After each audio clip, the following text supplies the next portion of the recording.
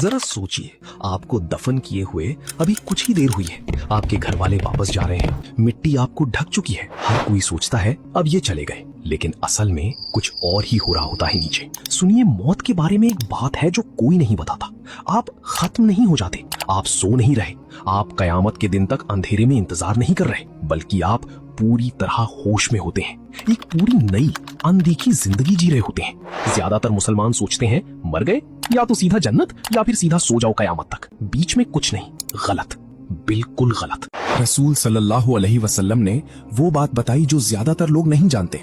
मौत और कयामत के दरमियान एक पूरी दुनिया है जिसे बरज़ख कहते हैं, यानी एक रुकावट। 7 स्टेजेस हैं, हर रूह उनमें से गुजरती है और आप हर एक में पूरी तरह होश में होते हैं। ये सब कुछ सही बुखारी और सही मुस्लिम की हदीसों से आया है। रसूल सल्लल्लाहु अलैहि वसल्लम ने हर स्टेज को तफसील से बताया, डराने के लिए नहीं, तैयार करने के लिए, जब तक हमारे पास वक्त है। आइए मैं आपको ले चलता हूँ 7 स्टेजेस में। आखिर तक आपको पता चल जाएगा कि आपका क्या इंतजार कर रहा है और अभी से कैसे तैयारी करनी है। स्टेज 1, उतरना, द डिसेंट। एक मिसाल लेते हैं, नाम रख लीजिए आहान। आहान को गुजरे 3 दिन हो चुके हैं। उसके घर वालों ने उसे कब्र में उतारा, नमाज़े जनाजा पढ़ी, रोई और वापस चले गए। लेकिन आहान खत्म नहीं हुआ, उसके साथ कुछ और शुरू हुआ। उसकी रूह वापस उसके जिस्म की तरफ खिंच रही है। जिंदगी जैसा नहीं, बल्कि कुछ और ही। वो ऊपर मिट्टी के उस पार अपने घर वालों के कदमों की आहट सुन रहा है। खामोशी, बोझिलियत, लेकिन वो अकेला नहीं है। अगर आहान ने अच्छी जिंदगी गुजारी थी तो उसके पास एक खूबसूरत शक्ल आती है, सफेद कपड़ों में, खुशबू से लथपथ, पुरसुकून चेहरे के साथ। वो धीरे से पूछता है, क्या तू जानता है मैं कौन हूँ? आहान फुसफुसाता है, तेरा चेहरा सुकून देता है। वो कहता है, मैं तेरी नेक कर्म हूँ, जिंदगी में तेरे साथ रहा और हमेशा रहूंगा। लेकिन अगर आहान ने अपनी जिंदगी बर्बाद कर दी थी तो उसकी तरफ एक काली सी शक्ल रेंगती है, चेहरा काला, बदबूदार, सड़ा हुआ। वो गुर्राता है, क्या तू जानता है मैं कौन हूँ? आहान कांपता है, मैं तुझे देखना नहीं चाहता। वो फुंफकारता है, मैं तेरे बुरे कर्म हूँ, जिंदगी में तेरे पीछे लगा रहा और अब तू मुझसे बच नहीं सकता। कुरान सूरह मोमिनून में कहता है, उनके पीछे एक रुकावट है, बरज़ख। उस दिन तक जब वो दोबारा उठाए जाएंगे तो आहान अब उस रुकावट में कैद है और आगे जो होता है वो सब कुछ तय कर देगा। उसकी कब्र की तरफ 2 हस्तियां आ रही हैं। स्टेज 2, सवाल जवाब, द क्वेश्चनिंग। आहान को फिर से कदमों की आहट सुनाई देती है, लेकिन इंसानी कदम नहीं, कुछ भारी सा। उसकी कब्र में 2 शख्सियतें आती हैं, मुनकर और नकीर। वो फरिश्ते जो हर रूह से सवाल करने आते हैं। उनकी आवाज से जमीन कांप जाती है। वो 3 सवाल पूछते हैं, तेरा रब कौन है, तेरा दीन क्या है, तेरा नबी कौन है। अगर आहान अपनी ईमान पर जिया था तो जवाब उसकी जबान से अपने आप निकलते हैं, मेरा रब अल्लाह है, मेरा दीन इस्लाम है, मेरा नबी मोहम्मद सल्लल्लाहु अलैहि वसल्लम है। उसका दिल सच्चाई जानता है, कोई हिचकिचाहट नहीं। उसकी कब्र रोशनी से भर जाती है। लेकिन अगर आहान सिर्फ जबान से मुसलमान था, दिल से नहीं, तो उसकी जबान जम जाती है। मैं नहीं जानता, लोग कुछ कहते थे, अल्फाज नहीं निकलते। उसका दिमाग पूरी तरह खाली हो जाता है, घबराहट छा जाती है और अंधेरा उसे घेरने लगता है। रसूल सल्लल्लाहु अलैहि वसल्लम ने सही बुखारी में चेतावनी दी, तुमसे सवाल पूछे जाएंगे और तुम्हारी पूरी आखिरत उन जवाबों पर टिकी है। अब कब्र उसके जवाबों के हिसाब से बदलना शुरू करती है। अगले स्टेज में, स्टेज 3, फैलना या सिकुड़ना, एक्सपेंशन और कंस्ट्रिक्शन। अचानक आहान को लगता है दीवारें हिल रही हैं उसके आसपास, कब्र के साथ कुछ हो रहा है। अगर आहान ने सही जवाब दिए थे तो उसकी कब्र फैल जाती है, दीवारें दूर तक चली जाती हैं, जहां तक आंख देख सके। कुशादा, आरामदेह, किसी महल के कमरे की तरह। वो सांस ले सकता है, हिल सकता है। मिट्टी जो कुछ देर पहले भारी लग रही थी अब नरम गद्दे लगती हैं। लेकिन अगर वो सवालों में फेल हो गया तो उल्टा होता है, दीवारें अंदर की तरफ खिसकती हैं, भींचती, कुचलती। उसकी छाती सिमट जाती है, पसलियां एक दूसरे में धंसने लगती हैं। दर्द असहनीय, वो न हिल सकता है, न ठीक से सांस ले सकता है। जमीन खुद उसे सजा दे रही है। रसूल सल्लल्लाहु अलैहि वसल्लम ने सही मुस्लिम में फरमाया, यहाँ तक कि नेक इंसान को भी पहले एक हल्की सी भी भींच, थोड़ी सी घुटन महसूस होती है, इंसानियत की याद दिलाने के लिए, और फिर वो खुल जाती है, माँ की गोद की तरह। एक ही जमीन, 2 बिल्कुल अलग हकीकतें। आपके अमल तय करते हैं कि आपका कौन सा हिस्सा बनेगा। स्टेज 4, रोशनी या अंधेरा, लाइट और डार्कनेस। आहान की आंखें अब उसके आसपास ढल गई हैं और फिर वो कुछ देखता है। अगर आहान ने 5 वक्त की नमाज पढ़ी, सदका दिया, लोगों की मदद की, तो उसकी कब्र नरम सुनहरी रोशनी से भर जाती है, सूरज उगने जैसी।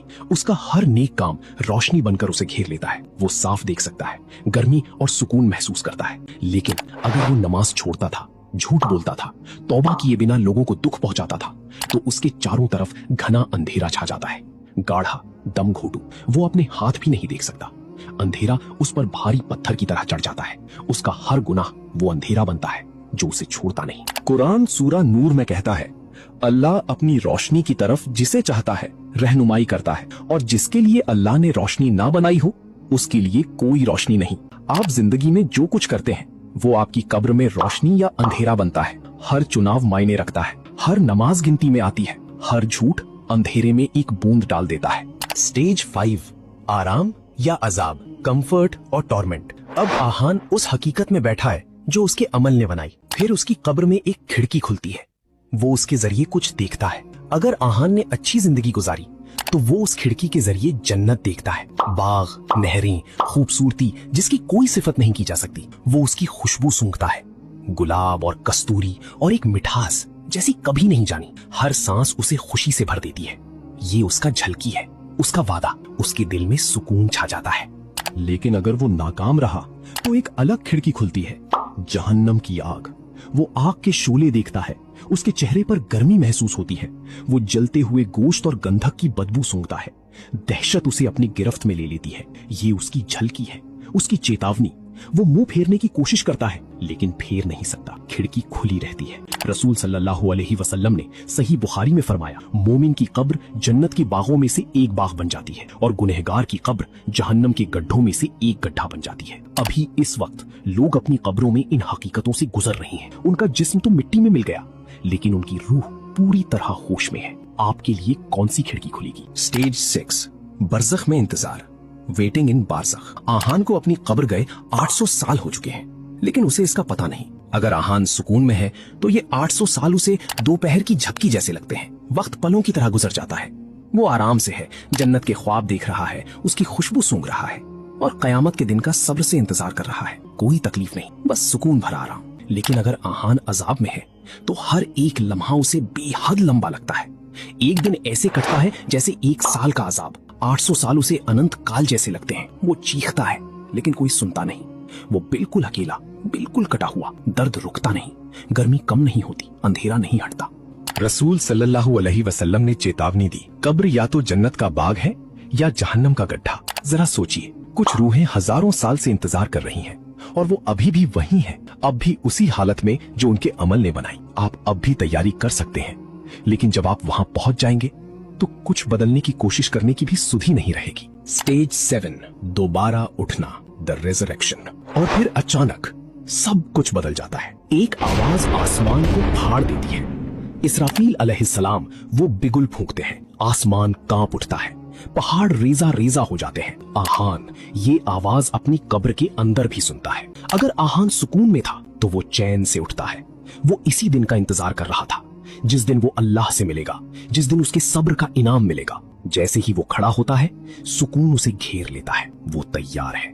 लेकिन अगर आहान अजाब में था तो वो पूरी दहशत के साथ उठता है। बरज़ख तो सिर्फ एक झलकी थी। अब आता है असली फैसला। अब आती है हमेशा की रात या हमेशा की सुबह। जिससे वो कब्र में डरता था वो अब हमेशा के लिए पक्की होने वाली है। रसूल सल्लल्लाहु अलैहि वसल्लम ने सही बुखारी में फरमाया, लोग उसी हालत में उठाए जाएंगे जिसमें वो मरे थे। मोमिन सुकून में, काफिर दहशत में, बिना जूते बिना कपड़े के भी, लेकिन इतने मशगूल होंगे कि उन्हें अपने नंगे होने का एहसास तक नहीं होगा। हर वो रूह जो कभी जिंदा थी उसी लम्हे उठ खड़ी होती है। अरबों लोग सब एक ही हकीकत की तरफ देख रहे होंगे, कयामत शुरू हो चुकी है।